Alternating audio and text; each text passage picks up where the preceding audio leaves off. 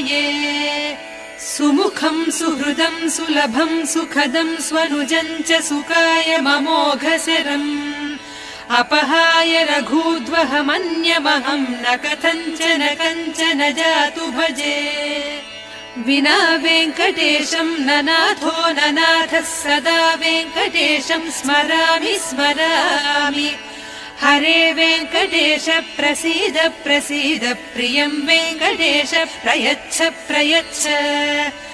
विना वेङ्कटेशम् न नाथो न नाथः सदा वेङ्कटेशम् स्मरामि स्मरामि हरे वेङ्कटेश प्रसीद प्रसीद प्रियम् वेङ्कटेश प्रयच्छ प्रयच्छ